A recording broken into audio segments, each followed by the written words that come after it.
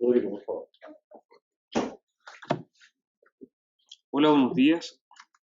Hola, buenos días. No, como les comentaba el doctor Moreno, voy a conversar hoy sobre contar algo sobre el bloqueo del cuadrado lumbar. Antes de partir, como contarles de dónde salió esto. Con el doctor siempre nos preguntamos, ¿se podrá o no se podrá hacer tal o tal cosa? ¿Existirá bibliografía o información acerca de algún tema? Y así es como salió el tema del cuadrado lumbar. Como para ponernos en contexto, el bloqueo del cuadrado lumbar es no más una variante dentro de los tipos de TAP, de los bloqueos de la pared abdominal del plano transverso. Solamente que su abordaje un poco más posterior. Así como se fue desarrollando, se han visto sus ventajas, sus desventajas. Finalmente, han salido últimamente varios estudios que hablan de los pros y los contras del TAP y cuáles serían las ventajas de este bloqueo en particular. Ya como para ponernos en contexto. Antes de empezar a hablar y seguir el accesorio, quiero que vayamos a lo medular y voy a partir primero con las conclusiones.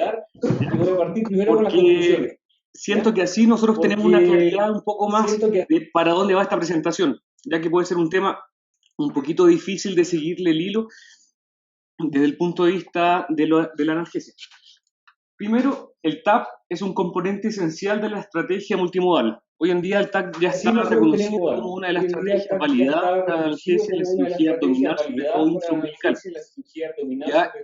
Y así también en otros escenarios de cirugía abdominal. Si uno hace un abordaje un poco más subcostal y anterior, tiene bloqueo principalmente de fibras supraumbilicales, como también puede ser el TAP bastante bajo, que una variante sería, por ejemplo, el bloqueo ilioinguinal y hipogástrico.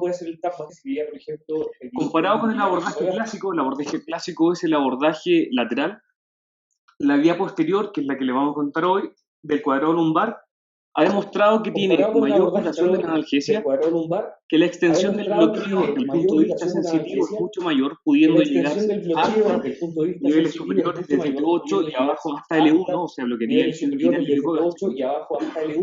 Y nosotros al ir a un punto donde convergen más la salida de estos nervios espinales, nosotros podríamos tener, y el abordaje más posterior, podríamos tener un avance del anestésico al espacio paravertebral. Y así, eventualmente, como nos refieren algunas publicaciones, el potencial de tener no solamente analgesia parietal, sino también analgesia.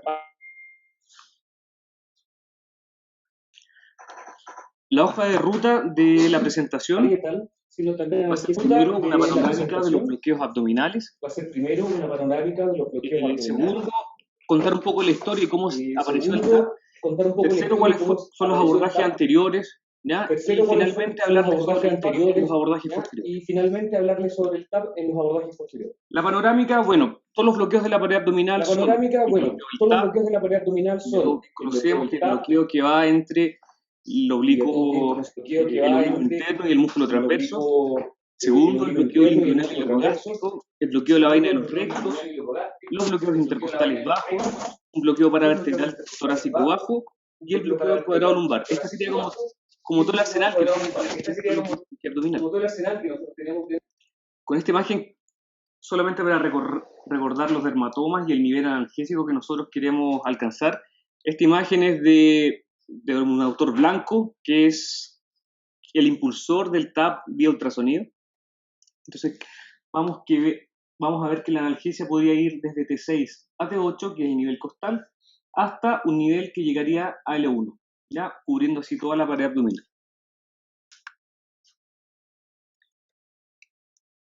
Y así como en el diagrama anterior pudimos ver los dermatomas, aquí vemos en cada dermatoma los nervios cómo estarían distribuidos. Entonces, como pueden ver, nosotros si tomamos un abordaje más anterior, tenemos las fibras bastante divergentes. Y a medida que nos vamos aproximando a la cara posterior, estos nervios van convergiendo y nacen desde el punto, desde las astas medulares, cruzando por anterior del cuadrado lumbar. Entonces sería el punto ideal para hacer el bloqueo.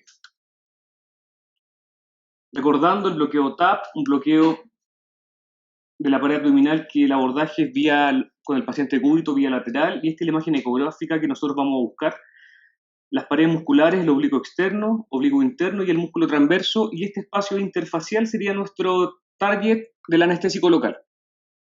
Que si uno se encuentra bien ubicado ahí, el anestésico podría difundir que sería el espacio donde hay menor resistencia al paso del anestésico, a difundir libremente.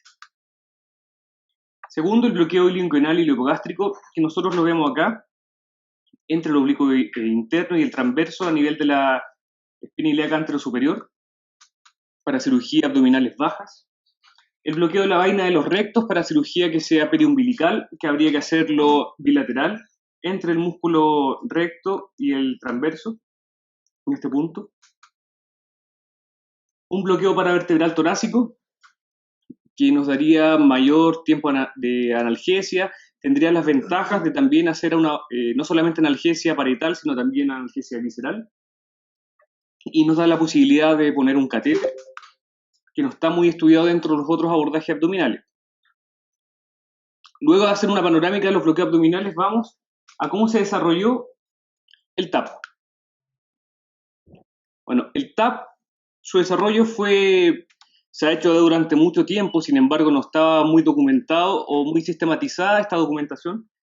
La primera referencia que nosotros tenemos del TAP es del año 2001 en la revista Anestesia, que el autor Raffi publicó una carta al editor contándole su experiencia, que él ya llevaba muchísimos casos, llevaba más de 2 años haciendo este bloqueo de forma sistemática en el punto del triángulo de Petit. El triángulo de Petit, bien recordamos de anatomía, que es el triángulo cuyo piso es el músculo oblicuo interno y cuyas paredes inferior sería la cresta ilíaca, anterior sería el oblicuo externo y posterior el latísimo del dorso. En este punto. Entonces lo que hizo esta publicación con las imágenes originales, puso que aquí estaría el límite del latísimo del dorso, la cresta ilíaca, hacia anterior estaría el oblicuo externo y este punto sería donde él hacía de forma sistemática el bloqueo. Pasado un POP, que sería el límite entre el oblicuo interno y el transverso, y ese sería el punto de inyección del anestésico. Contracción de la piel, y aquí la inyección. Él contaba que tenía excelentes resultados sin mayores efectos adversos, ¿ya? Sin embargo, nosotros sabemos en la actualidad que en más de un 20% de los casos esta inyección por las referencias anatómicas podría estar intraperitoneal en el anestésico local. Este sería el punto del bloqueo.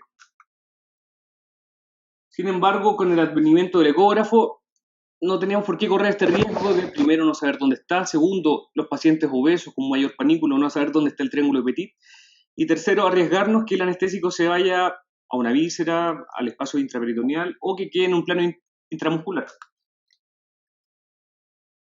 Posteriormente apareció la publicación de Blanco, que era el autor de la primera foto del diagrama.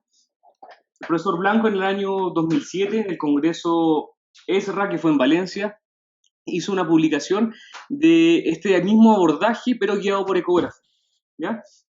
Él hizo este trabajo tanto en voluntarios sanos, también un estudio clínico, evaluando cómo era la distribución del anestésico desde el punto de vista imagenológico, y también lo evaluó en cadáveres. ¿Y qué fue lo que vio? Esta descripción era bastante acertada cuando uno lo hacía desde el punto de vista ecográfico, que era mucho más precisa. Y era en el mismo punto donde lo había descrito Raffi en el año 2001. Desde el año 2007 hasta la actualidad son múltiples los trabajos que existen que se han evaluado la efectividad del TAP. Esas fueron las primeras descripciones y hasta ahora se ha evaluado en distintos escenarios quirúrgicos, ¿ya? Solamente por mostrarles algunos, este fue luego de ese trabajo, meses después, en el mismo año 2007, donde publicó Blanco, apareció este trabajo que era un estudio en cadáveres, en los cuales se hacía el abordaje, se inyectaba el anestésico y ahí nosotros veíamos que el anestésico, inyectándolo por el TAP, se distribuía uniformemente entre el transverso y el oblicuo interno, guiado por ecografía. ¿Ya?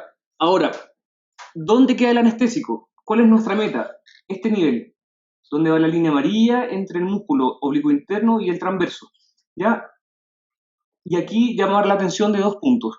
Primero, las ramas cutáneas laterales que se encuentran a nivel más lateral y las ramas cutáneas anteriores que cruzan el músculo recto, ¿ya? Así que ojo, si uno hace el bloqueo muy anterior, está dejando descubierta toda esta zona, ¿ya? Ahora, si lo que nosotros queremos cubrir desde el punto de vista sensitivo es una parte anterolateral, no hay problema, ¿ya? Pero siempre recordando que entre uno más posterior hace el bloqueo, mayor efectividad sería este desde el punto de vista de su extensión. La imagen del TAP, los tres planos, y aquí es nuestra meta de donde tenemos que llegar con la aguja e inyectar el anestésico. Que si está bien puesto, si uno está bien ubicado en el plano interfacial, este abriría las dos fascias y se distribuiría de forma uniforme y libre dentro del plano. Desde el 2007 a la actualidad hay más de 200 publicaciones y revisiones sobre el TAP, sobre su efectividad, trabajos randomizados controlados, trabajos doble ciego, estudios en cadáveres. Se han hecho hasta estudios en los cuales inyectan una combinación de anestésico de quirocaína con gadolinio y evalúan su distribución en cortes de resonancia. Entonces nosotros tenemos bastante claridad de hacia dónde se va el anestésico. Aquí es una serie de trabajos, mostrarles que ya hay varios trabajos randomizados controlados, revisiones sistemáticas del Cochrane, en los cuales distintos ven las ventajas o en qué cosa hay evidencia dura en lo que funciona el TAP, que claramente es en complementar la analgesia multimodal, y segundo, que en pacientes que serían de alto riesgo, uno podría hacer en pacientes de alto riesgo uno podría hacer abordajes de la pared abdominal sin tener que darle anestesia general, teniendo claro que solamente sería para analgesia del punto de vista parietal, no distal. En esta imagen es un barrido ecográfico que son cortes desde la pared anterior del abdomen, yéndonos hacia el lateral y hacia un poco posterior. Entonces este sería como el flanco, ¿ya? Nosotros vemos aquí la pared abdominal, este sería el plano del celular subcutáneo, y aquí veríamos cuáles son las hojas de la pared abdominal musculares, oblicuo externo, aquí se corrieron las letras, oblicuo externo, oblicuo interno y transverso. Así como se ha ido desarrollando este tema, en los abordajes anteriores se han estudiado varios, ¿ya? Dentro de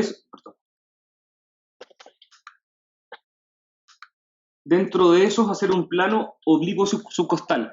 El TAP clásico, ¿qué es lo que hace? Hacer principalmente un bloqueo analgésico de lo que es la pared abdominal, pero a nivel infraumbilical. Entonces, ¿qué pasa cuando queremos cirugía arriba del ombligo? Aquí el autor Gebhardt lo que hizo fue estudiar qué pasaría si uno hace un TAP pero a nivel subcostal, ¿ya? Esta imagen es para ejemplificarlo, la pared subcostal, este es el punto donde le hizo el bloqueo, y el estudio consistió en introducir una aguja larga, multifenestrada, en que se metía en el plano entre el oblicuo interno y el transverso, e iba avanzando y secando el plano hasta llegar cercano a la cresta ilíaca. Entonces, nosotros ya vamos viendo las dificultades que podrían plantearse hacer un bloqueo tan distal de las ramas donde nacen, ¿ya? Y todos los riesgos que podría tener esto y la dificultad en llegar realmente a disecar este plano. Así fue como se fue viendo si es que era más efectivo hacerlo ahí o lateral, que era la forma clásica, y es como llegamos a abordajes posteriores, donde vemos que el mismo autor fue el que, meses después de darse cuenta que no iba a ser muy efectivo ni tampoco muy popular, ni fácil desde el punto de vista técnico realizar ese bloqueo subcostal, vio que se podía realizar un poco más posterior. ¿Posterior dónde? En la fascia transversalis. ¿Dónde es eso? Esto es donde nace el músculo transverso del abdomen, ¿ya? Que sería lateral al músculo cuadrado lumbar. ¿El qué fue lo que hizo?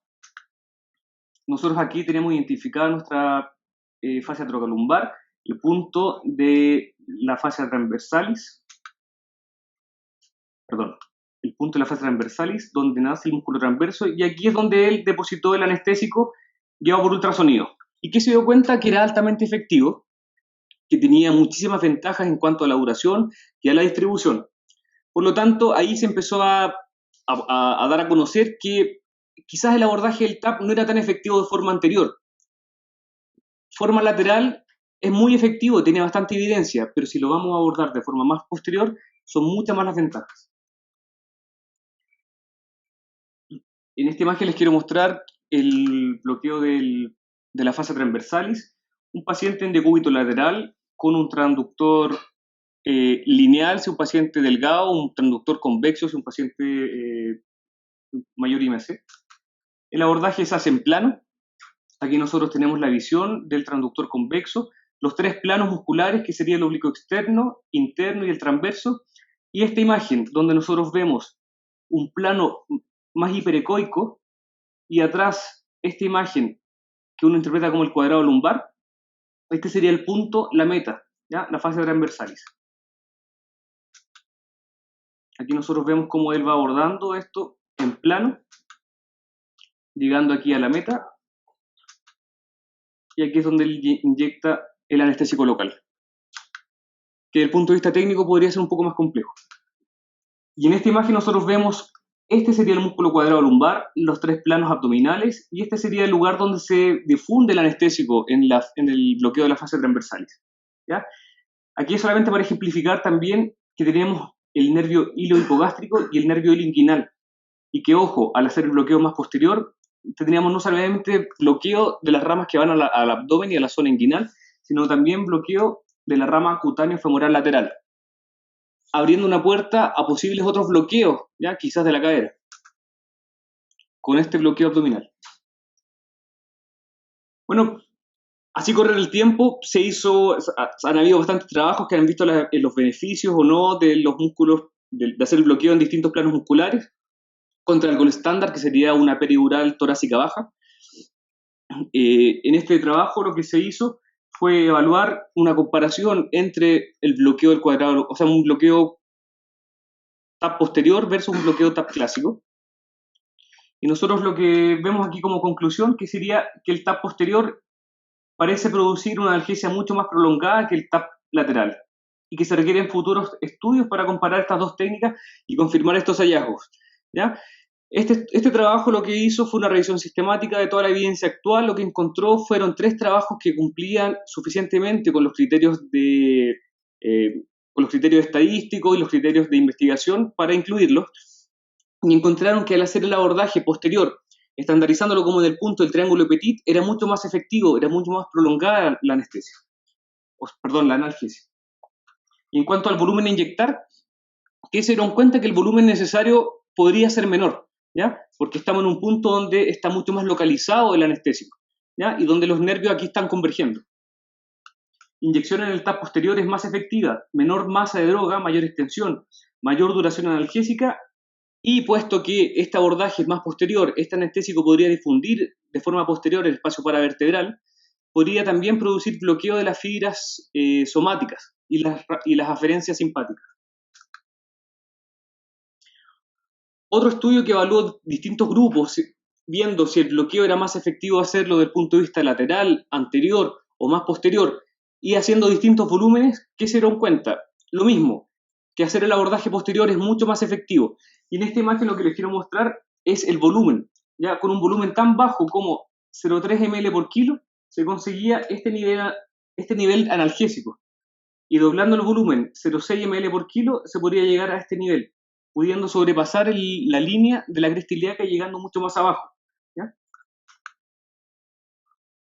Finalmente llegamos al bloqueo del cuadrado lumbar, los abordajes posteriores. Y del cuadrado lumbar ya les he contado bastante, ya muchos pueden deducir hacia dónde va la presentación. Les voy a contar sobre la anatomía, cuáles son las ventajas del músculo cuadrado lumbar y cuál es la evidencia actual, ¿ya? ¿Qué se sabe acá a nivel local y cuáles son algunos casos que hemos realizado? Para parar un poco y contarles cómo se está viendo esto como afuera. Este tema está como en boga, es un trending topic actualmente dentro del mundo de la anestesia regional. Es así que ya en el congreso que va a ser este año en septiembre, está puesto dentro del temario. Nosotros vemos acá, sale a las 10:30, bloqueo del cuadrado lumbar, ¿ya? ¿Cuáles son las posibles fallas y las indicaciones más realistas? Entonces vemos que es un tema que está sonando, que está en boga y que hay mucho interés en seguir desarrollándolo, ¿ya? Y aprovechar la misma diapositiva para contarlos y invitarlos al curso de anestesia regional de diciembre de este año, el curso que organiza el doctor Moreno en San Bernardo. Viene la doctora María Fernanda Rojas Gómez, que es la misma autora de estas charlas, la charla previa al cuadrado lumbar y la charla posterior. Así que los dejamos cordialmente invitados. Bueno, volvamos a la imagen de la anatomía para contextualizarnos. Tenemos el bloqueo de la pared abdominal, ¿ya? Y nosotros queremos hacer un bloqueo que sea lo suficientemente amplio. Recordemos que esta imagen es la que hizo Blanco en su descripción de cuáles son los dermatomas. Entonces nosotros, contextualizando, vamos a poner aquí un corte anatómico. Esta es una disección anatómica de los preparados de San Bernardo, ¿ya? ¿Y qué es lo que nosotros vemos acá? El músculo cuadrado lumbar, y vemos las raíces espinales que van emergiendo desde medial en un punto donde están más cercanas, donde convergen, y aquí se van abriendo de forma más divergente. Entonces, si pensamos, si el bloqueo lo hacemos a este nivel, es mucho más efectivo que hacerlo a nivel lateral. Y este sería el punto de bloqueo. El músculo cuadrado lumbar, esto sería abordando al paciente de cúbito lateral o con una cuña o un cachetero. El músculo oblicuo externo, oblicuo interno, transverso, y este sería el punto de bloqueo, alrededor del cuadrado lumbar. Se ha descrito 3 técnicas del cuadrado lumbar. Hacer un abordaje más anterior, que sería en el límite del cuadrado lumbar con el transverso, que sería similar al bloqueo de la fascia transversalis que les comenté, que sería en este punto el cuadrado lumbar 1. Cuadrado lumbar tipo 2, que sería un abordaje un poquito más posterior, sería detrás del cuadrado lumbar, que meramente por difusión interfacial, este anestésico podría llegar al mismo plano donde llega el cuadrado lumbar tipo 1, y hay un cuadrado lumbar tipo 3 que el abordaje es vía posterior. Y se lo puede ejemplificar con un diagrama. Esta es la misma imagen anterior, pero del punto de vista ecográfico y cómo se ve. Y uno la meta que busca es este plano. ¿Por qué es mejor el cuadrado lumbar? Bueno, siendo redundante, el TAP está ampliamente estudiado, más de 200 publicaciones presentes.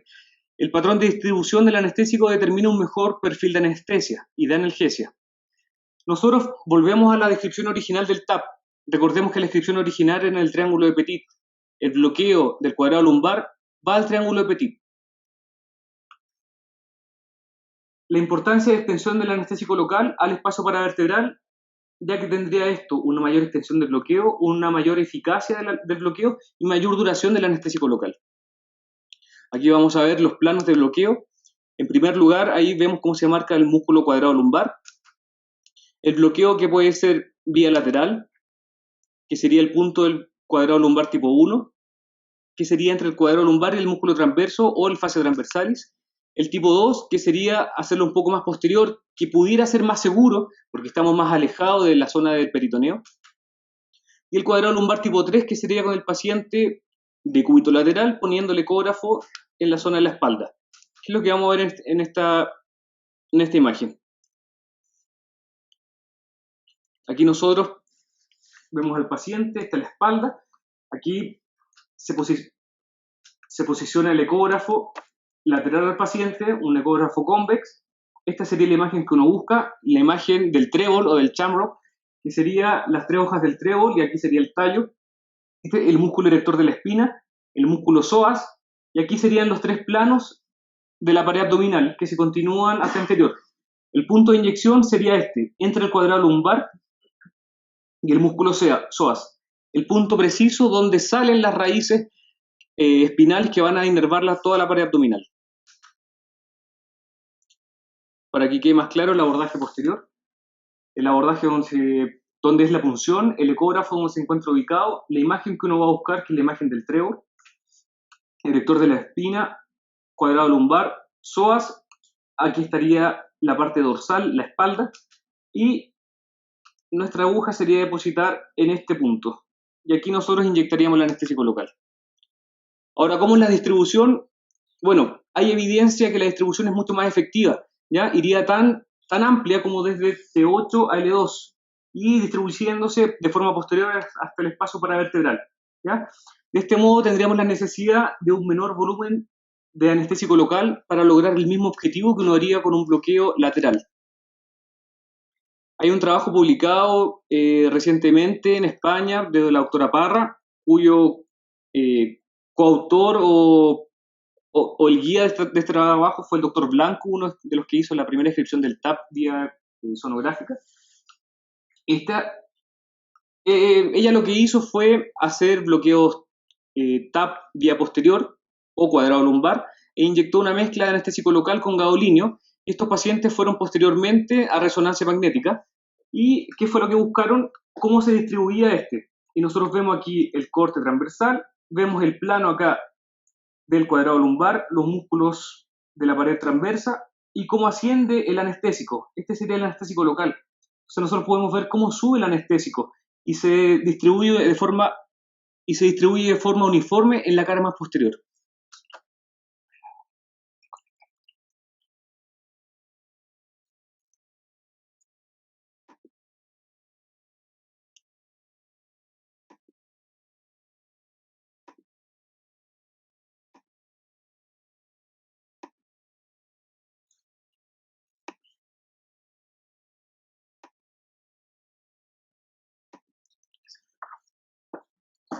¿Qué es lo que nos faltó en el resto de los estudios? ¿Qué hay que saber más del cuadrado lumbar?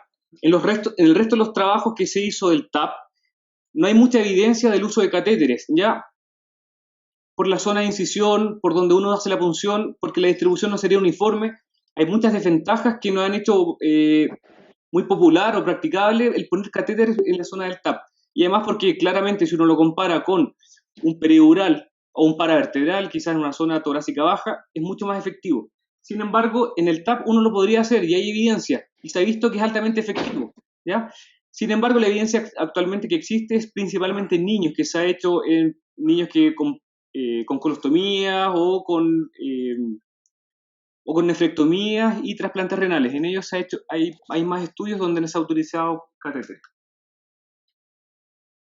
Este estudio está publicado en el Pediatric Anestesia, donde aquí nosotros vemos un abordaje del TAP que se hace, esto es abdomen, esto es posterior, se hace un abordaje, un cuadrado lumbar tipo 1, mejor dicho tipo 2 porque van a la parte trasera del cuadrado lumbar. Y aquí nosotros vemos el plano que nosotros buscamos, los tres músculos del cuadrado lumbar, aquí es donde va la aguja, el cuadrado lumbar, y este punto sería donde queda el anestésico local y donde ponen el catéter. Y el catéter sería altamente efectivo, comparable con un paravertebral. Finalmente, ya habiendo conocido cuáles son las ventajas y cuáles podrían ser las indicaciones del cuadrado lumbar, les quiero contar una serie de casos locales que desde que lo empezamos a estudiar hace más o menos un mes con el doctor Moreno, hemos llevado a la práctica ahora, que han sido 3 casos de pacientes del sistema público, no acá en la clínica, en los cuales se llegaron por abdomen agudo a la posta central, pacientes en los cuales se hizo el diagnóstico de apendicitis aguda, se programó una laparotomía de McBurney, y en los cuales se les practicó al final de la cirugía, bajo anestesia general, el abordaje del cuadrado lumbar. Son pacientes en general sanos, que contaban con las mismas condiciones de apendicitis aguda, la misma cirugía, en los cuales al final de la anestesia se le hizo el abordaje. De esto que les quiero contar, que tuvo bastante buenos resultados, que el consumo de opioides fue 0 durante las primeras 24 horas y tuvieron un postoperatorio bastante satisfactorio. Esto no constituye ningún grado de evidencia, solamente contarles que se puede hacer, no es difícil y los pacientes quedan bastante agradecidos con este tipo de bloqueo. Estas fueron las imágenes que nosotros logramos. Son imágenes sacadas del ecógrafo, un sonosite igual al que hay arriba. Entonces nosotros aquí vemos el plano que buscamos, los planos de los músculos oblicuo externo, oblicuo interno, transverso. Aquí estaría el cuadrado lumbar. Este músculo podría ser, no sabemos si es el dorsal ancho o el erector de la espina. Y este sería el plano del bloqueo. Aquí nosotros vemos la aguja. Obviamente hay una curva de aprendizaje desde solamente leerlo y ir a hacerlo, pero ¿qué es lo que vemos finalmente? Que hacer el plano de bloqueo a este nivel es mucho más efectivo y consigue una anestesia, o sea, consigue un complemento de analgesia multimodal bastante efectivo.